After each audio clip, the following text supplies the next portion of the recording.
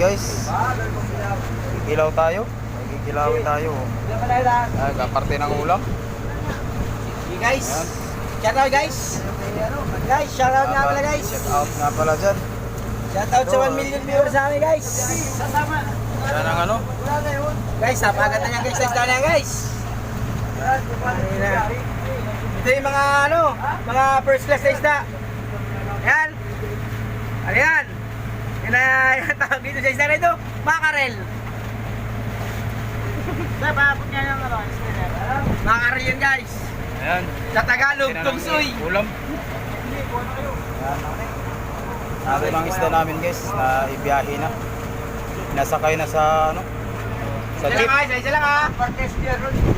Shout out nga pala guys sa ating mga followers Sila nga. at saka mga